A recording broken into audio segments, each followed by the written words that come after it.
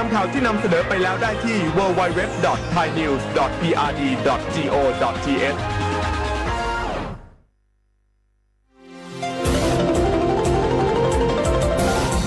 วิทยุแห่งประเทศไทยให้ความรู้คู่ความสุข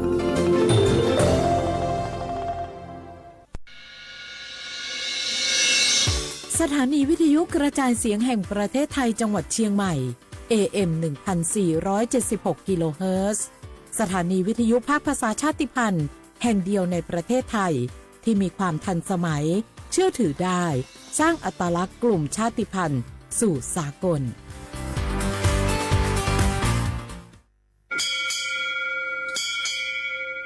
โอบูดะจ้า โอมิชเปอร์ เหมือสุงคา ป๊อกว่า ย้อจง โอดูธรรมา สถานีวิทยุภาษาชาติพันธุ์แห่งเดียวในประเทศไทย ทันสมัยเชื่อถือได้ แล้วพบกันที่สวทเชียงใหม่ AM 1476 กิโลเฮิรตซ์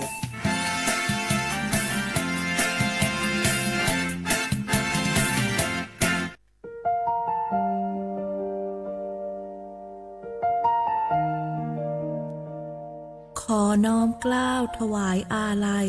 สมเด็จพระพันปีหลวงพระแม่แห่งแผ่นดินผู้ทรงเมตตาเหนือเกล้าขอพระองค์เสด็จสู่สวรรคาลัยข้าพระพุทธเจ้าข้าราชการและเจ้าหน้าที่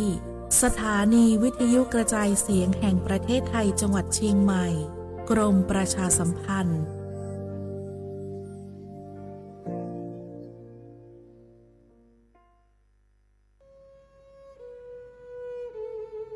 ทูลทเวศทั้งแผ่นดินมิเหือดสิ้นน้ำตานอง อกสั่นพรั่นไทยผองกรองความเศร้าโศกาดูนอัดสุชนบนใบหน้าน้ำตาฟ้าหลั่งเพิ่มพูนร่ำให้ทวีคูณยามยินข่าวร้าวในสวงน้อมรำลึกในพระกรุณาธิคุณข้าพระพุทธเจ้าคณะผู้บริหารข้าราชการและเจ้าหน้าที่สถานีวิทยุกระจายเสียงแห่งประเทศไทยกรมประชาสัมพันธ์สารคดี แสงเพชรส่องล่าเจ้าฟ้าพัชรกิติยาภาตอนพระกรณียกิจช่วยผู้ต้องขังหญิงเรื่องราวของสมเด็จพระเจ้าลูกเธอเจ้าฟ้าพัชรกิติยาภานเรนทิลาเทพยวดีกรมหลวงราชสารินีสิริพัฒน์มหาวชิรราชธิดากับโครงการกำลังใจในพระดำริเป็นที่ประจักษ์ในพระเมตตาที่ยิ่งใหญ่พระองค์ทรงมีพระราชดำริที่จะช่วยเหลือผู้ต้องขังหญิงและลูกติดแม่ซึ่งเป็นผู้ต้องขังในเรือนจำให้ได้รับโอกาสในการพัฒนาตนเองทรงเล็งเห็นว่าผู้หญิงที่ต้องโทษในเรือนจำนั้นมีความต้องการที่แตกต่างจากผู้ชายและควรได้รับการดูแลที่เหมาะสมพระองค์ทรงมุ่งมั่นที่จะพัฒนาคุณภาพชีวิตของผู้ต้องขังหญิงให้ได้รับการฝึกอาชีพได้เรียนรู้ทักษะใหม่ๆเพื่อให้พวกเขาสามารถกลับคืนสู่สังคมได้อย่างมีศักดิ์ศรีโดยไม่ถูกตีตราหรือถูกเลือกปฏิบัติทรงเริ่มโครงการต่างๆเช่นการฝึกอาชีพเสริมการจัดอบรมด้านจิตวิทยาและการให้ความรู้ด้านการเลี้ยงดูบุตรซึ่งเป็นการช่วยแก้ปัญหาจากต้นเหตุด้วยความช่วยเหลือและโอกาสที่พระองค์ทรงมอบให้ทำให้ผู้ต้องขังหญิงหลายคนได้กลับตัวเป็นคนดีมีอาชีพสุจริตและกลับมาใช้ชีวิตในสังคมได้อย่างปกติสุขโครงการนี้จึงเป็นสัญลักษณ์ของความเมตตาและโอกาสที่ส่งมอบให้แก่ผู้ที่ทำผิดพลาดไปแล้วแต่ยังคงมีความหวังที่จะกลับมาทำสิ่งดีๆเพื่อตัวเองและสังคมโครงการกำลังใจในพระดำริคือน้ำพระทัยอันยิ่งใหญ่ที่สมเด็จพระเจ้าลูกเธอเจ้าฟ้าพัชรกิติยาภานเรนทิราเทพยวดีกรมหลวงราชสารินีสิริพัฒน์ มหาวชิรราชธิดา พระราชทานแก่ผู้ต้องขังหญิง ขอให้แสงแห่งความเมตตานี้สถิตอยู่ในความทรงจำของประสบกนิกรไทยตลอดไป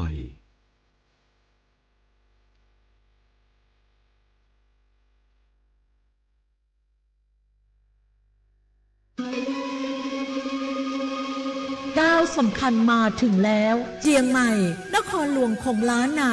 สู่การเป็นมรดกโลกต่างวัฒนธรรมขององค์การยูเนสโก เมืองที่ยังมีชีวิตและมีประชาชนอาศัยอยู่ร่วมกัน วันที่ 3-8 สิงหาคม 2569 นี้ สภาการโบราณสถานระหว่างประเทศจะลงพื้นที่ตรวจความพร้อม จังหวัดเจียงใหม่ ขอเชิญชวนภาครัฐ เอกชน และพี่น้องชาวเจียงใหม่ทุกคน มาร่วมแรงร่วมใจพัฒนาปรับปรุงพื้นที่ทั้ง 5 ประตู 4 แจ่งตามแนวคูเมือง และ 7 วัดสำคัญ วัดเจียงมั่น วัดพระสิงห์ วัดเจดีย์หลวง วัดพระธาตุดอยสุเทพ วัดสวนดอก วัด7 ยอด และวัดอุโมงค์ช่วยกันดูแลให้สะอาดงดงามคงคุณค่าสถาปัตยกรรมดั้งเดิม เพื่อต้อนรับการตรวจครั้งสำคัญนี้ร่วมกัน ร่วมสนับสนุนเจียงใหม่สู่เมืองมรดกโลกต่างวัฒนธรรม โดย สวท.เจียงใหม่สำนักงานประชาสัมพันธ์ที่ 3 กรมประชาสัมพันธ์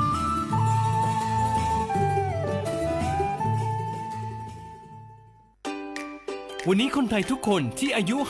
50-70 ปี ตรวจคัดกรองมะเร็งลำไส้ใหญ่ได้ทุก 2 ปี ที่คลินิกเทคนิคการแพทย์ชุมชนอบอุ่น ไม่เสียค่าใช้จ่ายเพียงใช้บัตรประชาชนสังเกตสติ๊กเกอร์คลินิกเทคนิคการแพทย์ชุมชนอบอุ่นหรือจองคิวได้ที่แอปเป๋าตังค์เมนูกระเป๋าสุขภาพเลือกสิทธิสุขภาพดีป้องกันโรคดูแลคนไทยห่างไกลจากภัยร้ายมะเร็งลำไส้ใหญ่30 บาทรักษาทุกที่ที่คลินิกเทคนิคการแพทย์ชุมชนอบอุ่นสอบถามเพิ่มเติมสายด่วนสปสช1330 24 ชั่วโมงเจ็บป่วยต้องหาหมอแต่ไม่รู้ว่ามีสิทธิ์รักษาพยาบาลอะไรใช้ได้ที่ไหนวันนี้ตรวจสอบสิทธิรักษาพยาบาลด้วยตัวเองง่ายๆเพียงแค่เตรียมเลขบัตรประชาชน13 หลักแอดไลน์ Official ของสปสชค้นหา @NHSO กดเพิ่มเพื่อนจากนั้นมองหาสัญลักษณ์รูปบัตรประชาชนกดเมนูตรวจสอบสิทธิแล้วทำตามขั้นตอนหรือโทรสายด่วนสปสช1330กด2ตรวจสอบสิทธิตลอด24 ชั่วโมงหลักประกันสุขภาพแห่งชาติบัตรทอง30 บาทสิทธิหลักประกันสุขภาพของคนไทยแกลองปะกลิ่นหอมเหมือนขนมหวานที่สำคัญไม่เหม็นเอาเปล่าหยุดเลยนะแกรู้ปะว่าในนั้นน่ะนิโคตินเพียบเลยนะนิโคตินในบุหรี่ไฟฟ้ามันทำลายสมองส่วนการเรียนรู้นะแกยิ่งสูบสมาธิยิ่งสั้นความจำก็แย่ลงแถมยังเสี่ยงเป็นโรคปอดอักเสบเฉียบพลันอีกจริงดิแต่ควันมันก็ไม่เหม็นแถมไม่มีกลิ่นติดตัวด้วยโอ๊ยถึงไม่มีกลิ่นติดตัวแต่สารเคมีโลหะหนักเพียบสูบแล้วเหนื่อยง่ายออกกำลังกายหรือซ้อมเต้นแป๊บเดียวก็หอบและเสียสุขภาพหมดอย่าให้บุหรี่ไฟฟ้ามาทำลายอนาคตและสุขภาพของคุณฉลาดเลือกฉลาดใช้ชีวิตไม่ตกเป็นเหยื่อบุหรี่ไฟฟ้าด้วยความปรารถนาดีจากสำนักงานประชาสัมพันธ์ที่ 3 กรมประชาสัมพันธ์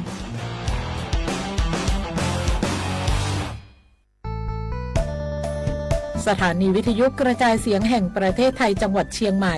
กรมประชาสัมพันธ์ประกาศรับสมัครบุคคลเป็นลูกจ้างเหมาบริการตำแหน่งพนักงานกระจายเสียงภาษาเมียนจำนวน1 อัตราเพื่อเป็นตัวแทนนำข่าวสารร่วมพัฒนาคุณภาพชีวิตชาวเมียนและเผยแพร่วัฒนธรรมท้องถิ่นให้เป็นที่รู้จักผู้สนใจยื่นใบสมัครด้วยตนเองได้ที่งานธุรการสถานีวิทยุกระจายเสียงแห่งประเทศไทยจังหวัดเชียงใหม่ตำบลช้างคลานอำเภอเมืองจังหวัดเชียงใหม่ตั้งแต่บัดนี้เป็นต้นไปสอบถามข้อมูลเพิ่มเติมได้ที่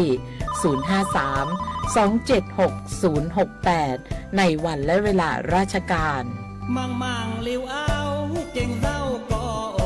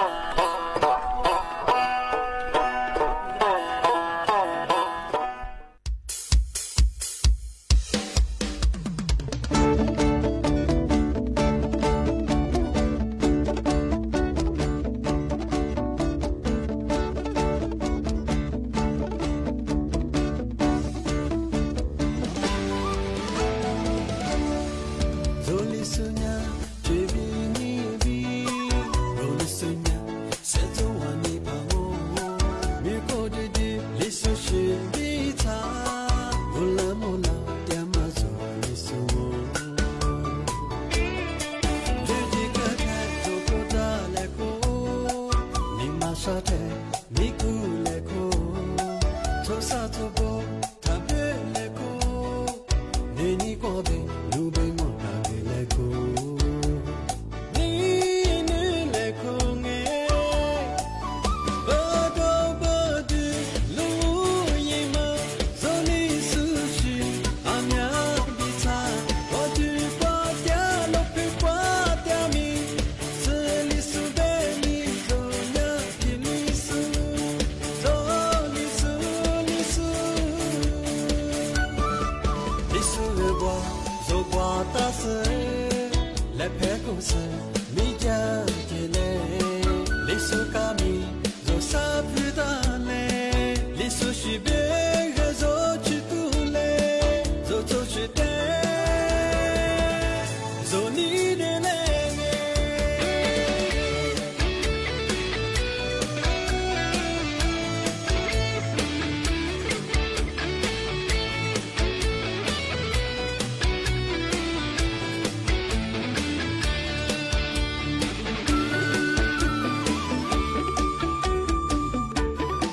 Zoli Sonia, Chevini Bi, Zoli Sonia, Seto Wani Pamo, Miko Didi, Lisu Shibita, Mula Mula, Yamazo Lisu. Lady Kata, Tokoda Leko, Nima Shate, Miku Leko, Tosato Bo, Tabe Leko, Nini Kobe, Lube Motabe Leko. Nini Leko me, Bado Badu, Lu Yima, Zoni Sushi, Anya Bita, Wadu Patia, Lope Patia Mi, Seli Subeni, Zonya Kilisu, Zolisu, Lisu. Lisu Leboa, Zogwa Tase, Lepe Kose, Mija Jele, Lisu Kami, Zosa Pudale, Lisu Shibe, Zo Chitule, Zo Chite, Zoni Nele.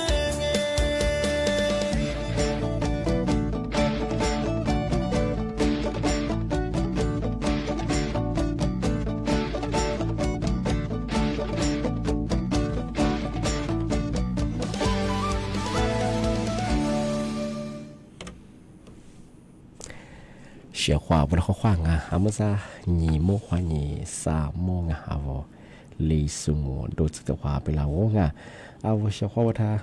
วิทยุ话你那家属啊，阿ที่他我ไลฟ์สดที่สุดก็คือเขาฟังอ่ะอาวุไรกาลิสุโงปากกากุโงไม่ยางจิ้มหมายงะสถานีวิทยุกระจายเสียงแห่งประเทศไทยจังหวัด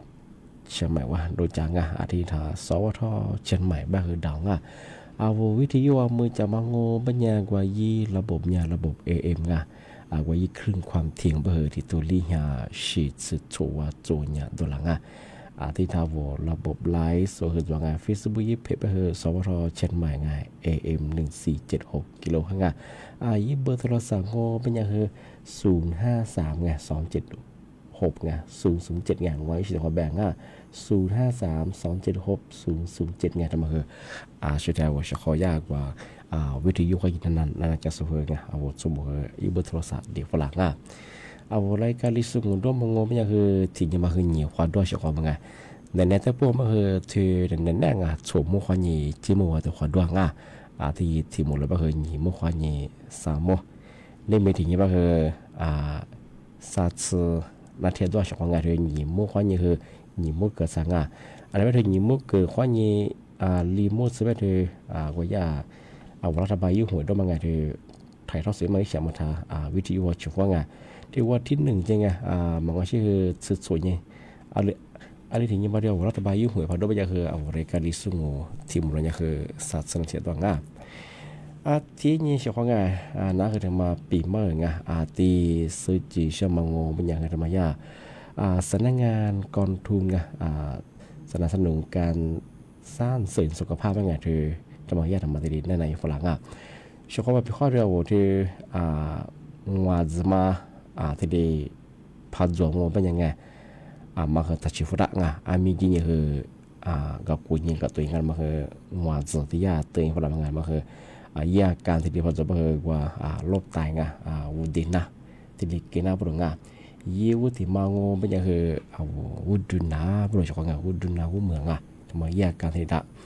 ยี่มาถึงมังโง่เป็นยังมีสื่อมีสื่อบัวยังว่ามีสื่ออ้วนนี่คือมีสื่อหนาปรุงยาการอย่างที่ตาเสียงสามารถที่มองก็ไม่คือชิปแพคือแล้วก็ชมน้ำว่าชิปแพอ้วนอย่างเงี้ยที่จะคือรีมาที่มาก็คืออาจจะคือดูเช่นจะคือหิมะอย่างเงี้ยดูเช่นทำไมคือยาการติดดาวอย่างเงี้ยที่ว่ารถตายพักกิเลสบ้างว่าคือวุฒินาพักกิเลสบ้างว่ามาที่มองก็ไม่ยังคือความดันโลหิตมาคือสูงยังไงคือได้ตรงไงคนเดียวคนดำมางมาคือยังหวานจ้ะปีว่าเฉพาะไงมากุดเดี๋ยวมาจะยังไงปีว่าวิยากันมาว่าจะมาที่เรียกพัดจงมันยังไงมีคุยอย่างนี้คือกับกูนี่กับเช่นไงปีว่ารถตายพักเกลียงเป็นยังไงที่วุฒินาพักเกลียงเป็นยังไงมีเฉลี่ยชาตัวงานมาจะมาแจ้งตัวอย่างงานที่เป็นยังเฉพาะไงว่าคือนะปีมาคืออาทิตย์เรียนตัวยังไงนี่มีเป็นคือหนีมุกว่านี่คือหนีมุกกับสัตว์ด้วยงานบริการลิสุงถ้าหนีมุกกับเป็นยังถือยากว่าไทยทศยามันเดียววิหงดมาคือวิธีว่าจุกว่างที่เป็นงานนี้มันมาคือว่าเฉพาะงานมารัฐบาลยุ่งหวยว่าบ้างไงนั่นแหละคือยุ่งหวยถูกใจเฉพาะงานที่เป็นยังไงสักนั่นแหละถูกมุขวันยังคือเจ้ามัวตัวขวามูลกว่างว่าเฉพาะถ้าวิธียุ่งวันยังน่าจะสู้งที่ทำว่าไล่ส่วนตีสุดคือบ่มงว่าเฉพาะว่าคืองคือ做เจ๊ผู้จ่ายชื่อคำยาว่าจริงที่นี่คือน่าจะพิจารณาตัวจริงที่นี่กันยังว่าคือด้วยงเล็กกว่าเยอะไปเป็นเยอะกว่าจริงที่นี่คือมาซาโซภาคเหนือแต่พวกมันคือเหมือนหาคือเรื่องบางพื้นที่คือโฉดซื้อควันยังคือฉีดซื้อเป็นสิ่งที่เรียบๆอะไรแบบนั้นว่าอยู่บ้านจะส่งว่าอาจจะลุกคุยคือจะส่งเหมือนหาคือพันเรียบมันยังคือที่นี่ฝาระจำว่าสิ่งนี้จะพูดความเหมือนหาคือพันเรียบคืออาจจะจำที่เราอยู่บอกว่านี่สัสหรืออะไรแบบคือแล้วก็ฉีกว่าอย่างเรามาคือจวงกันก็คือยาคือที่เจนที่ฝรั่งที่เป็นเฉพาะแล้วปีมาคือที่เราจวงกันก็คือเสนอแนงชมมุขวันยังคือจิ้มว่าแต่ขวาหมดเลยกว่างข้อคว้าสวัสดีครับ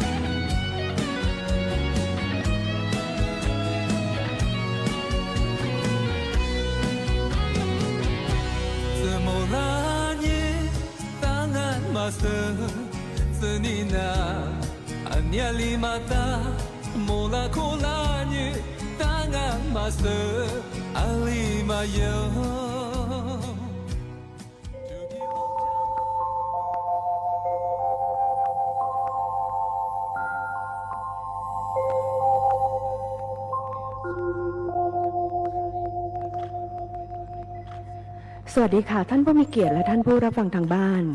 ที่นี่สถานที่ออกรางวัลสลากกินแบ่งรัฐบาลณห้องออกรางวัลสำนักงานสลากกินแบ่งรัฐบาลจังหวัดนนทบุรีจะทำการออกรางวัลสลากกินแบ่งรัฐบาล6หลักและสลากกินแบ่งรัฐบาลตัวเลข3หลักงวดวัน